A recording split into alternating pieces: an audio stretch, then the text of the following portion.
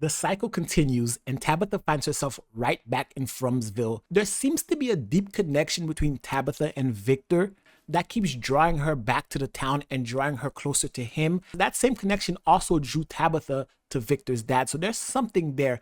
And I think Jade may have just cursed the town when he broke the voodoo doll that was protecting the settlement. We're gonna have to really dive into that scene because the show actually spends a lot of time focusing on that. But guys, for us to really understand it, we have to start this episode in the beginning. So if you guys are new here, don't forget to hit the subscribe button, and we're diving into the From breakdown now. The episode starts off and it's Jim talking to Thomas, his son. We know it's not Thomas because Thomas died when he was a baby, and it's because of Jim and a telephone call. So the fact that the town is actually contacting him through the phone is another form of psychological torture. And we know the character that Jim is. Jim is always going to fall for it. Jim doesn't have the strongest mental fortitude. That's just my opinion. I don't know. You guys let me know in the comments. But this conversation is interesting because not only are they torturing Jim, they're also revealing that they're watching at all times. This is the second time that they actually contacted Jim. The first time was at the end of season 1 when he was using the radio and they told him how Tabitha was in the basement digging. So it seems to be that they're always watching, almost as though it's a simulation and not necessarily a cursed town. So if it's a simulation and someone's always watching, that means they know about Boyd's plan, and Boyd's plan is not going to work because someone is always watching.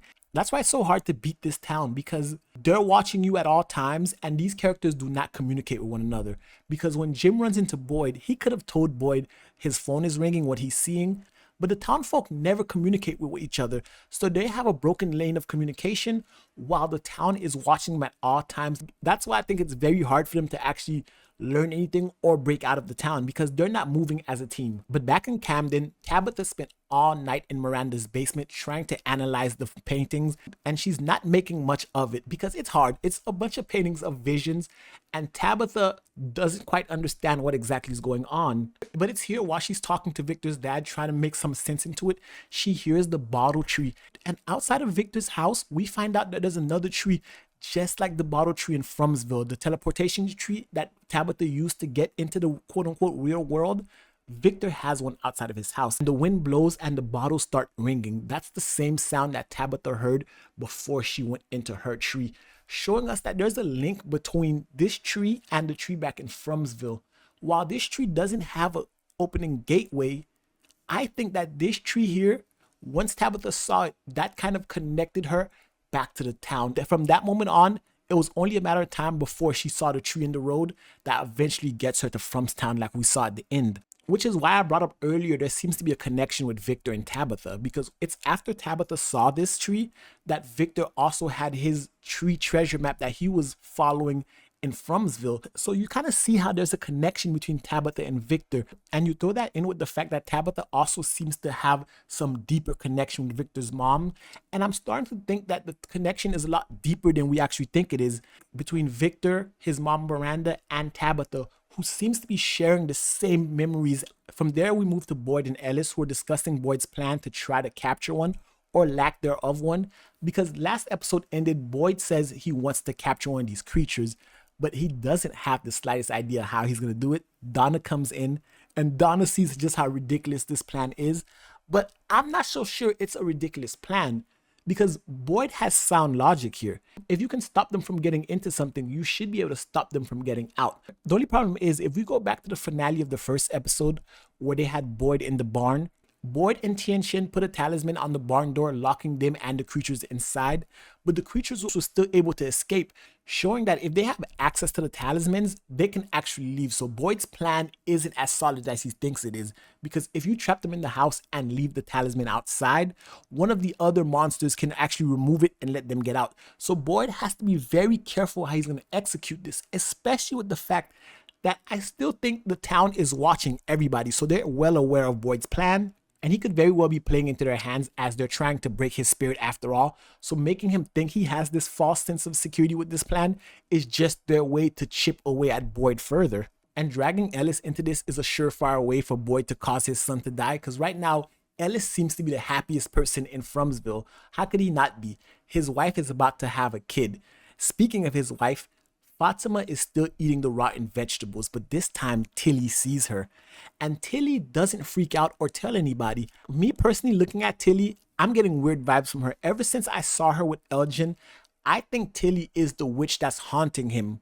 Because she's awfully calm in these weird situations, and every time she shows up, something weird is happening. Whether it's Elgin and his dreams of that witch monster, or Fatima eating these vegetables, she's there. And then she approaches Fatima and she's reaffirming to Fatima that they can find out if her child is going to be okay.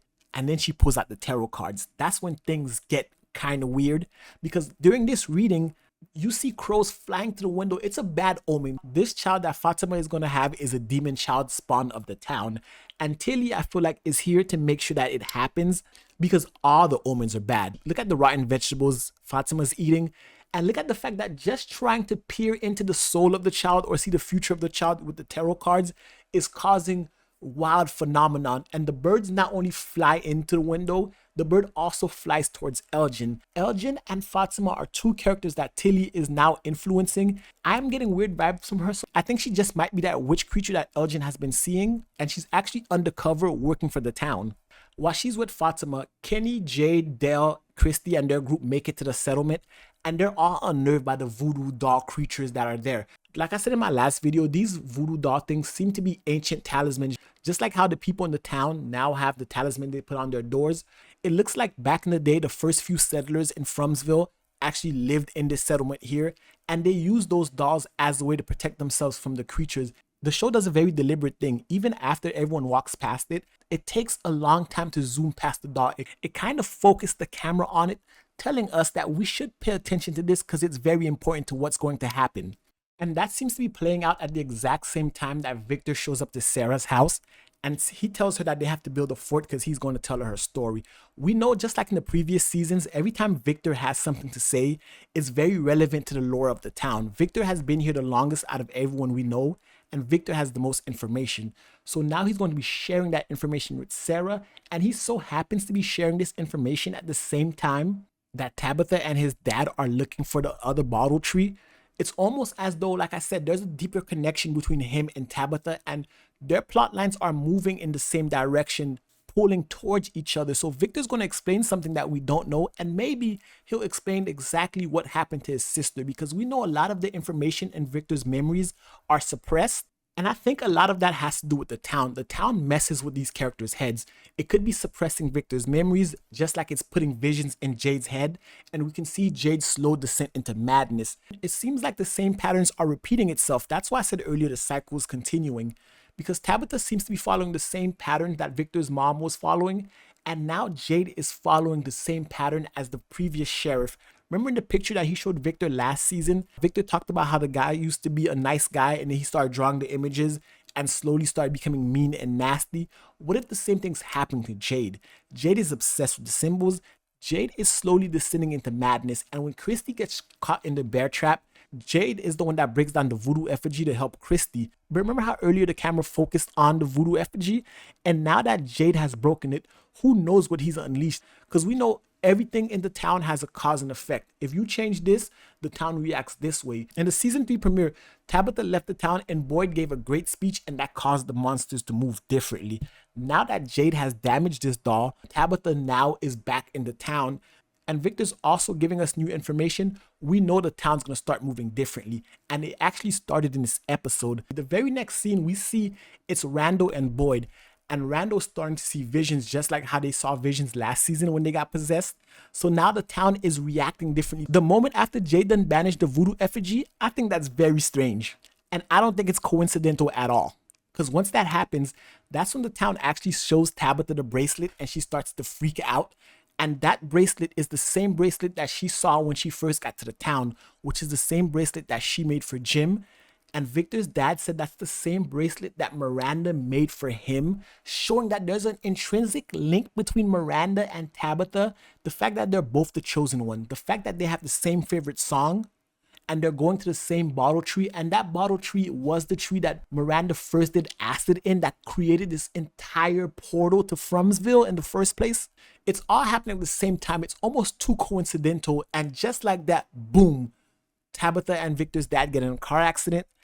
They're in the back of the ambulance, An ambulance that we saw in an earlier vision, they're back in Frumsville. Now they're right back to where they started. Tabitha learned almost nothing on her trip back to Camden, but what we learned as the audience is it's all connected. The town is reacting to how the inhabitants are reacting inside of it.